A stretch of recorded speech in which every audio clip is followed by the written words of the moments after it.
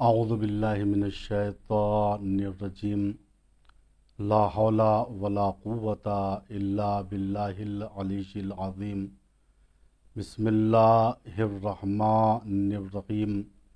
محترم ناظرین کرام، سلام علیکم ورحمۃ اللہ وبرکاتہ۔ حضرت معصومہ چینل میں آپ تمام حضرات کا خیر مقدم ہے۔ آج کی گفتگو اس سلسلے میں ہے کہ حضرت معصومہ قم کی علمی عظمت اور منزلت کیا ہے۔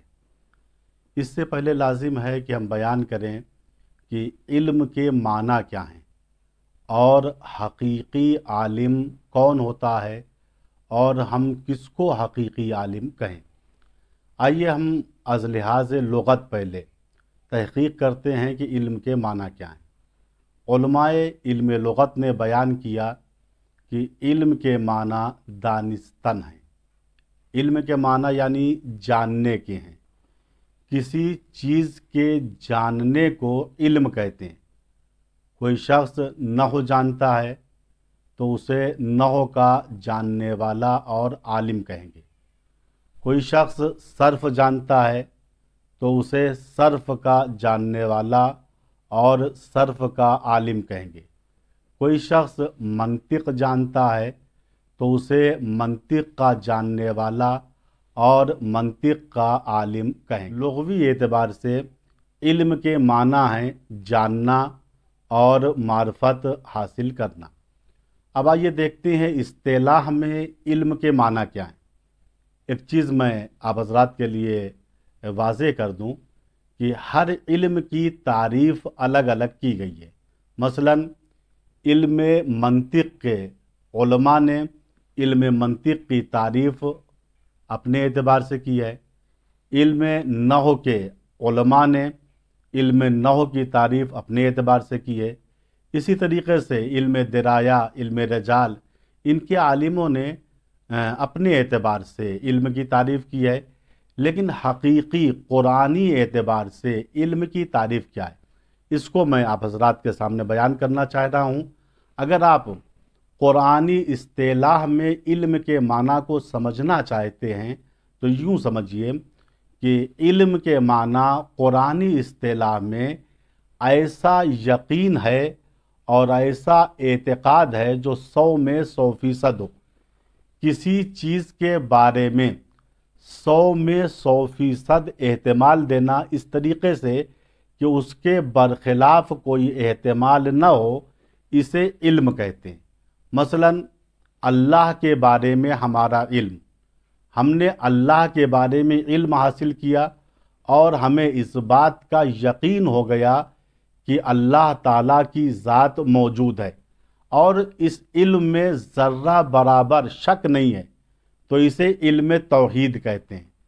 اسی طریقے سے رسول کے بارے میں علم حاصل کرنا کہ آپ رسول تھے، 100 میں 100% اگر ہم نے احتمال دیا اور کوئی شک و شبہ پیدا نہیں ہوا، اسے علم رسالت کہتے ہیں۔ دیکھیے، تمام علوم جو نفع بخش ہیں، شرعی لحاظ سے حلال ہیں، یہ مفید بھی ہیں اور صاحب کرم بھی انسان کو بنا دیتے ہیں۔ انسان میں یہ صلاحیت پیدا ہو جاتی ہے کہ انسان اپنے کسب و کار کو آگے بڑھائے، دوسروں کی مدد کرے۔ لیکن ان تمام علوم میں، چاہے وہ علم منطق ہو، فلسفہ ہو، درایا ہو، رجال ہو، سائنس ہو، ریاضیات ہو، یہ سارے علوم ہیں، لیکن ان علوم میں شریف ترین علم، بزرگوار ترین علم، علم فقہ ہے۔ علم فقہ یعنی ایسا علم جو آپ کو حلال اور حرام سکھائے گا، آپ کو بتائے گا کیا شے حلال ہے، کون سی شے حرام ہے، کون سی چیز آپ کے لیے جائز ہے، کون سی چیز آپ کے لیے ناجائز ہے۔ تو محترم ترین علم اور وہ علم جو ہم کو بلندیوں تک پہنچا دے گا، وہ علم فقہ ہے۔ علم حلال و حرام اور جائز اور ناجائز ہے۔ اسی لیے روایات میں وارد ہوا العلم امام العمل، علم عمل کا امام ہے، یعنی پہلے علم حاصل کرو، اس کے بعد عمل کرو، چونکہ اگر علم ہو اور عمل نہ ہو تب بھی بیکار ہے، اور صرف عمل ہو علم نہ ہو تب بھی بیکار ہے۔ لہٰذا علم اور عمل دونوں کا ہونا ضروری ہے، اور علم عمل پر مقدم ہے۔ اور اگر علم فقہ کسی کے پاس ہے تو حقیقی اعتبار سے وہی شخص عالم ہے، اسی کی عظمت اور منزلت روایات میں بیان کی گئی ہے۔ چنانچہ اللہ کے پیغمبر حضرت محمد مصطفیٰ صلی اللہ علیہ وآلہ وسلم اپنی ایک نورانی حدیث میں ارشاد فرماتے ہیں، من اراد اللہ بہ الخیر یفقہہ فی الدین۔ اللہ جب کسی کے ساتھ خیر اور نیکی کا ارادہ کرتا ہے تو اسے دین کے معاملے میں فقیہ کر دیتا ہے، یعنی اس کو حلال و حرام، جائز اور ناجائز کی تعلیم دے دیتا ہے، اور اسے سمجھنے کی اس بات کی توفیق دے دیتا ہے جو کام ہم انجام دے رہے ہیں یہ جائز ہے یا ناجائز ہے، حلال ہے یا حرام ہے۔ اب آئیے ہم دیکھتے ہیں کہ تمام علوم محترم ہیں، لیکن علوم آل محمد کی جو عظمت ہے اور علم فقہ کا جو مرتبہ ہے وہ کسی علم کا مرتبہ نہیں ہے، اور حقیقی معنی میں عالم محمد اور آل محمد علیہ الصلوۃ والسلام ہیں، اور ان کے بعد وہ افراد عالم ہیں جن کے پاس علوم آل محمد علیہ الصلوۃ والسلام موجود ہے۔ حضرت بی بی معصومہ کی علمی منزلت اور آپ کا علمی مرتبہ اتنا اعلیٰ و بلند ہے، اس کے لیے بس میں چند جملات کہوں گا۔ پہلی چیز یہ ہے ان جملوں میں سے کہ آپ نے دو معصوموں سے براہ راست علم حاصل کیا، ایک اپنے والد ماجد امام موسیٰ کاظم علیہ السلام سے، اور ایک اپنے برادر محترم امام رضا علیہ السلام سے۔ اسی لیے آپ علوم آل محمد کا گنجینہ تھی، اور آپ کی عظمت کے لیے یہ بات بھی بہت ہی اجاگر اور آپ کی عظمت کو روشن کرنے والی ہے کہ آپ کا نام راویان احادیث میں سے ہے۔ آپ حدیث رسول اور حدیث ائمہ کی راویہ بھی ہیں۔ چنانچہ علامہ امینی نے اپنی کتاب الغدیر میں آپ سے حدیث رسول من کنت مولا ہو فہذا علی مولا کو نقل کیا ہے، یعنی جو میدان غدیر میں رسول اسلام نے حضرت علی علیہ السلام کے بارے میں فرمایا تھا، میں جس کا مولا ہوں اس کے مولا علی ہیں، اس حدیث کی راویہ حضرت معصومہ قم علیہ السلام بھی ہیں۔ اور آپ کی علمی جلالت کے لیے یہ بات بھی بہت کافی ہے کہ آپ بعض مواقع پر نائب امام کی حیثیت رکھتی تھی۔ چنانچہ ایک مرتبہ امام موسیٰ کاظم علیہ السلام کے بعض چاہنے والے ایک دوسرے شہر سے مدینہ منورہ اس غرض سے تشریف لائے تاکہ آپ کی خدمت میں حاضر ہوں اور آپ سے کچھ علمی سوالات کریں۔ جب وہ لوگ مدینے میں آئے تو ان کو اس بات کی اطلاع ہوئی کہ امام مدینے میں تشریف نہیں رکھتے ہیں، اور آپ مدینہ منورہ سے باہر کسی اور جگہ تشریف لے گئے ہیں۔